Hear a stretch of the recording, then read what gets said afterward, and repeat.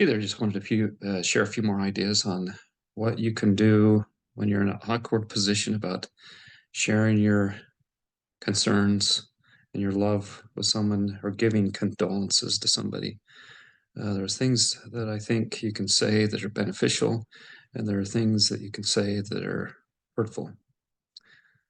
Um, I can remember back, time goes kind of blurry during that time, but one of the things I would suggest if you show up to someone's house and you're there to show your support and love and concern, one thing is go prepared. Don't stand there and think just because you were there, it's a benefit. Sometimes it is true, you don't need to say much, but don't stand there and look at these people that have suffered a loss like they're some sort of zoo animal. They're there to be just looked at and watched. Um, it's interesting.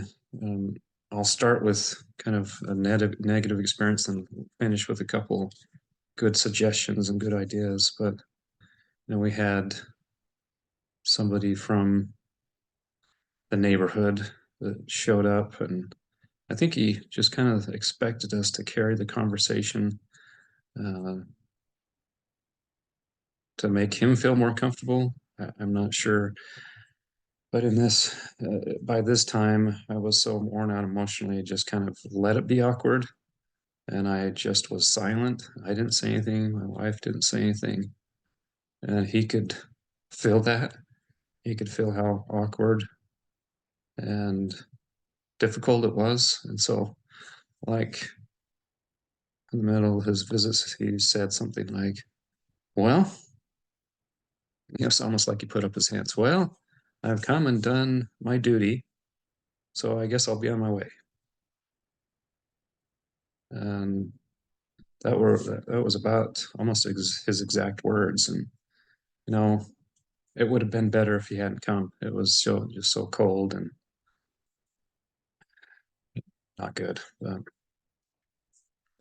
then, unfortunately, my wife would constantly get asked by her friends and people that knew her, "How are you doing? How are you doing? How are you feeling today? What's going on? How are you feeling?" And after a while, she was very blunt with them, and I think her response was filled with colorful words, telling them that she was not doing good. So instead of calling and asking, you know, what you can do, here's a couple of examples of what you don't need to call and ask, but some things that could be done. You could say, and we had a lot of people do this, I'd like to come over and bring some dinner, and maybe not the first few weeks, but in a month, 4 months, 5 months. Hey, I've been thinking about you. I'd like to bring some food over. What can we, what do you like? I mean, that's always a thoughtful, genuine thought. My wife also had another friend that said, "Hey, I'd like to go to lunch with you every week. Once a week, have you come to my house, or we can go out." And she did that like every single week for years until we moved out of the area. My wife had another friend. She really didn't even know that well. I knew her because my youngest son was friends with her daughter, and she was not a church person. I think she maybe once or twice had gone inside a church building, but she told her, "Hey, I'd love to on Sundays go with you on a walk." And so almost every single Sunday, she would come by the house, pick up my wife, and they'd go on a walk. Um, and I know that meant a lot to her, both of those friends. I think you really find out what kind of friends you have when something traumatic happens in your life. And there's a lot of people just kind of too busy with their own lives to get involved and to help. My wife was very involved in the community. She was involved with PTA president for a long time. She does real estate kind of part time. She's very heavily involved in church groups. And yet, out of all of those associations, you really only had two people that reached out to try to help, to try to lift her burden. Um, so real quickly, I found this article online that I thought was kind of helpful on some ideas this person had, if I can find it, on what to do and what to say and what not to do. Um, some of the things you probably shouldn't say. Um, Number one, oh, you'll get through it. You'll be strong. No problem. He or she's in a better place. It's been a long while. Why aren't you over this yet? We unfortunately had a family member say that to my wife. Couldn't understand. It's been a year. What's the deal? You're young. You can always have another child. I would hope no one would ever say something like that. But fortunately, never had anyone say that to us. I know how you feel. Very people are very cautious about that. I guess it was his or her time to go. It doesn't help. Everything happens for a reason. Life goes on. It's just kind of a cold, heartless things to say. So, ending with something positive or some positive things to say. I can't imagine what you're going through. I'm sorry for your loss. I don't know what to say.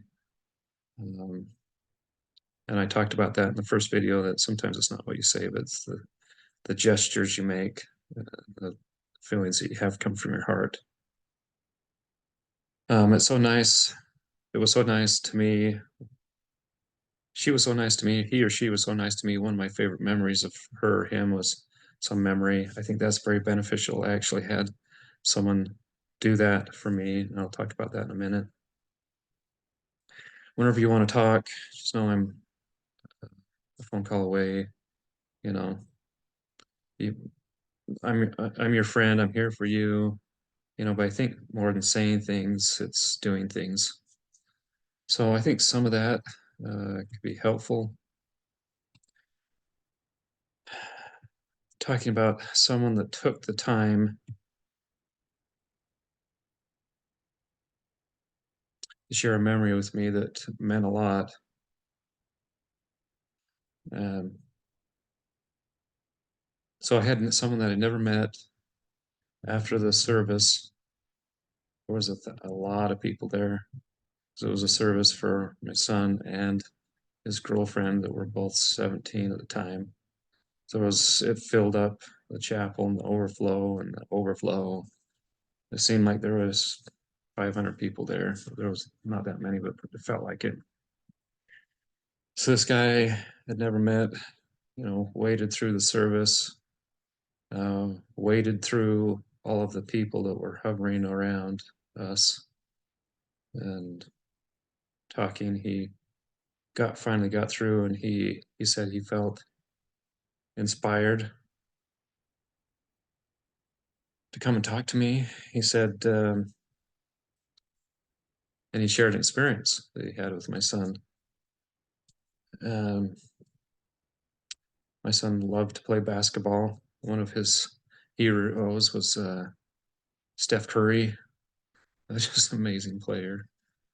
And so he would go to the church, and he would practice in their gym, and he would be there for hours sometimes at a time. And this guy happened to be in the building, and went over and talked to him. And he got to talk to him for a little bit and asked him how much he was practicing, and asked him, a little bit about his life, what school he was going to, and if he had a job, and all that stuff. And he finally got around to asking him the question, well, who's your biggest hero in life? He's totally expected him to say Steph Curry or basketball star or some celebrity.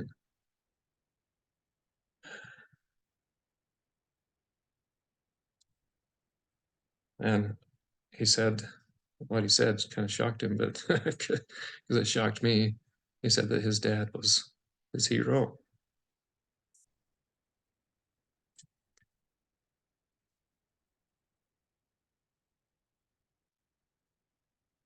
Anyway, that meant a lot to me. When you have teenage sons, I tried to express my love and appreciation for my son all the time, but you never know what's going through their heads. If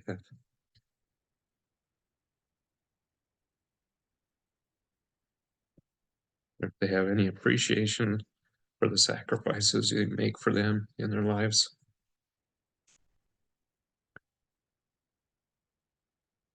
So, was that valuable information for me? It was extremely valuable. Gave me some sense of more of a connection with my son and appreciation. Maybe even some slightest feeling of peace. Maybe we were on a better level with our relationship and emotionally than I knew about. So, some things to consider as you're talking to people that have gone through difficult situations. Best thing to do is let the Spirit guide, help people with your words and your actions, lift burdens. Hope this has been helpful.